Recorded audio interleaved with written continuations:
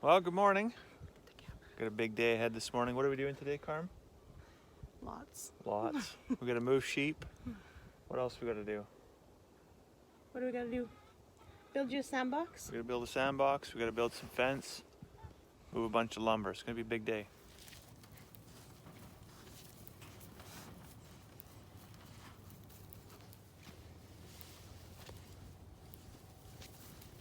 Hey, Piggy. Hey, Piggy.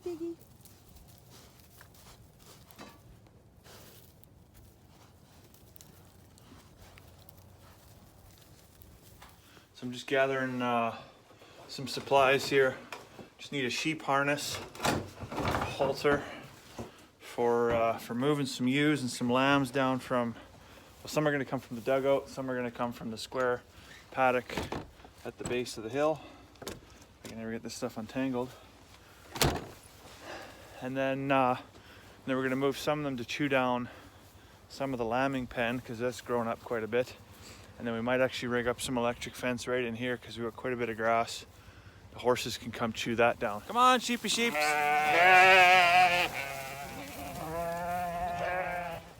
They're all gone. Holy cow, look, the stampede.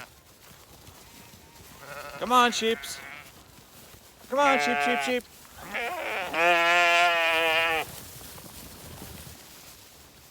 Come on, sheep.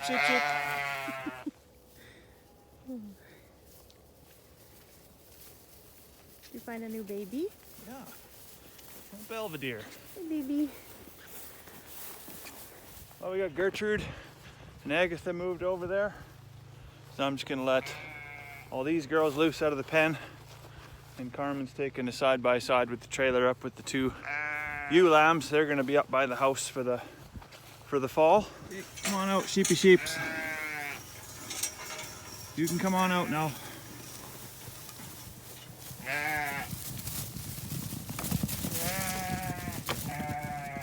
You wouldn't fall asleep counting those sheep. You move too quick.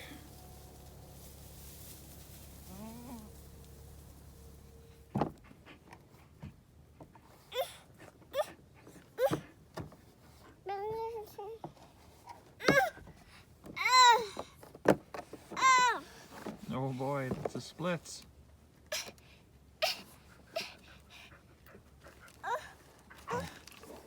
Good job, there you go.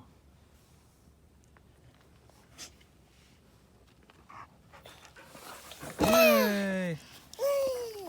Oh, Miko. Oh, we've had a pretty busy day actually so far. So we moved all the sheep up. We've got Charlotte's sandbox built. Now we're gonna come in here behind the chicken house. You can see the fence posts.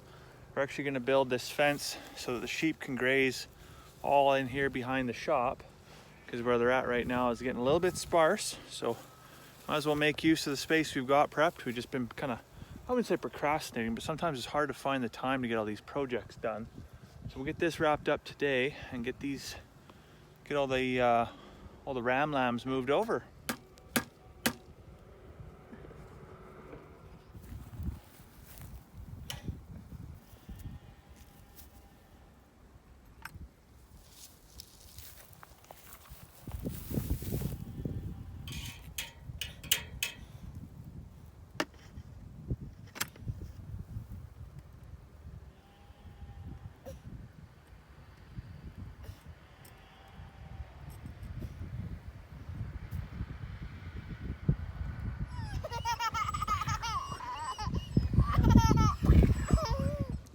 So life's a journey, right? What does that even mean? It's kind of cheesy, to be honest. Life's a journey. It's all about the journey, not about the destination.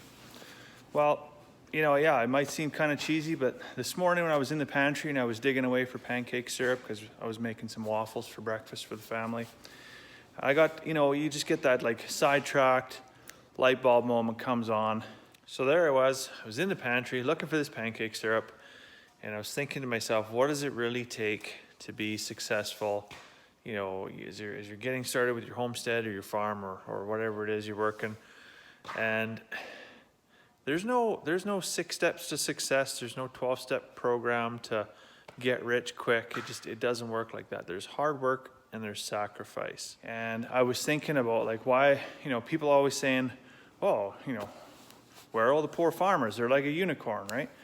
You always hear about them, but you never actually see one. Well, truth is, a lot of farmers are just experts at living either within or below their means, and that's why they're successful. Anyways, later on in the day, a buddy of mine comes over and he's grabbing some eggs, and we're having a conversation, completely separate conversation, and then he just echoes my exact thoughts, and I thought, wow, maybe I'm not crazy after all. But, well, maybe I am crazy, but if I'm crazy, at least I'm not the only one. Like, somebody's on the train with me. Anyways, the conversation was about, whether it's homesteading or just, setting up your, a rural property, and what that looks like and what some of the challenges are that you can face. And immediately it's like, you become goal-centric, right? You can see the end of the tunnel. You can see exactly where you want to be, so much so that you can't see how you're going to get there. And if you remain that way, well, essentially all you're going to do is buy a new boat for your lawyer, or or make a bunch of fancy stuff for the bank to take away at the end, right? It's not a good situation. And so you have to envision how you're going to get there, right? Whether it's, everybody, I want all the chickens. I want every chicken, right? But, start with things that are manageable, right? Small bites. So everybody looks at the majesty of Rome and they go, wow, look at that. They don't realize it took 1,000 years to build that. So the very same question came up on one of the homesteading pages I'm part of the other day, and it's like, well, how do you do this? Do you buy the land first, and then what do you build first, and to what extent can you get? And honestly, yeah, it totally comes down to what is within your means. And so, yes, you're going to purchase the land first.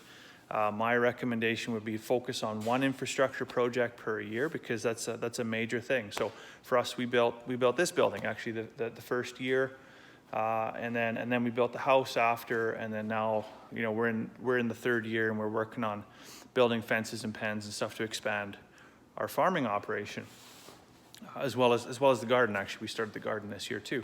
But yeah, if you're going to try and do everything overnight, honestly, you're going to get swallowed up really, really fast, and you're just gonna eventually end up absolutely hating your life and just becoming so overwhelmed that the dream will become lost, and that's really, really sad. You never want to get yourself to a point where your ambition just outdrives your ability, right? Because what that does is it just eats and eats and eats away at your passion. And we want to keep that passion alive. That's what builds the dream, is the passion. That there's no words for it in your heart. That there's that connection to the land, a connection to your animals. That's totally what you want to keep alive. But when you're starting out, just pace yourself and realize that all the glorious things that you're looking at, and you're thinking, yeah, that's what I really want. Just remember, this wasn't an overnight thing for any of these people, right? You look at guys like Justin Rhodes, Joel Salatin.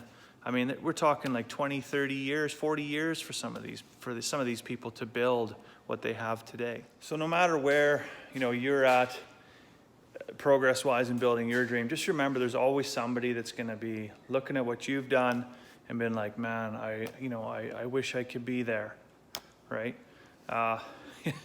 Just keep moving forward, one step at a time. You'll get where you need to be. And speaking of that, speaking of building, it's getting kind of windy outside, but I got to get back outside and finish building the fence that I'm working on here. So I'm going to let you go for now. I hope you have a fantastic evening. We'll see you tomorrow.